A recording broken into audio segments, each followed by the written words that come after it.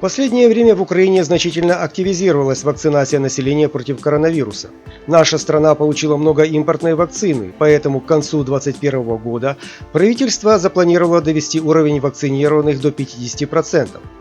Правда, осуществляются эти планы не всегда сугубо демократичными способами. Например, медиков, учителей и госслужащих уже приводят на прививки чуть ли не табунами.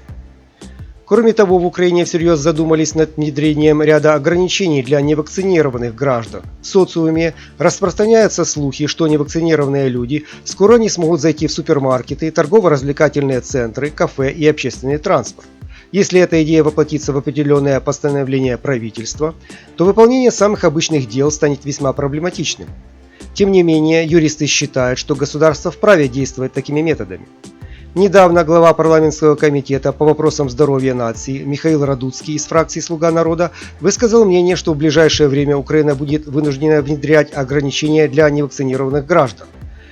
Минздрав уже сообщил, что в случае ухудшения эпидситуации будут работать лишь школы, где вакцинированы не менее 80% учителей.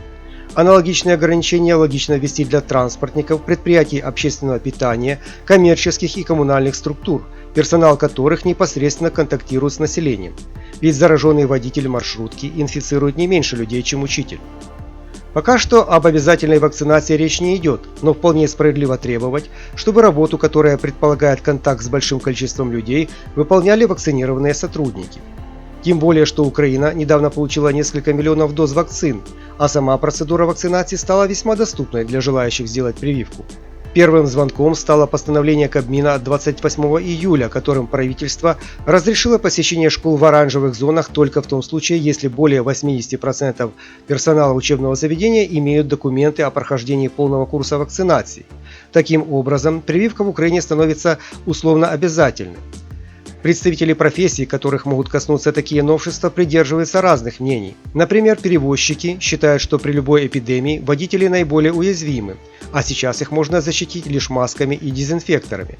Что касается введения ограничений для непривитых, то если весь мир обеспокоен здоровьем человечества, и Украина не сможет оставаться в стороне. С другой стороны, принудительно вакцинировать людей тоже нельзя. Не в восторге от изменений и рестораторы. Ряд руководителей отрасли говорят о том, что нельзя сравнивать Украину с европейскими странами, поскольку там вакцины в свободном доступе появились намного раньше. К тому же у людей к прививкам есть много вопросов. Мол, если персонал будут принуждать к вакцинированию, сотрудники станут увольняться с работы. В общепите людей и так не хватает. Лишь за прошлый год рестораторы потеряли около половины своего персонала. Пока только треть специалистов отрасли согласны на вакцинирование. Руководство кафе и ресторанов также опасается потерять значительную часть клиентов после введения таких ограничительных мер, как вход лишь по QR-коду. Подобные новшества также чреваты появлением черного рынка справок, ведь все знают, что когда в стране возникают различные обязаловки, всегда появляются поддельные документы, например, санитарные книжки. Тем временем юристы уверяют, что ничего противозаконного в введении ограничительных мер нет. К примеру, Конституция Украины охватывает сферы жизни общества лишь обобщенно. Порядок применения таких новшеств, как эпидемия, вакцинация, вакцинальные сертификаты в Конституции не прописан.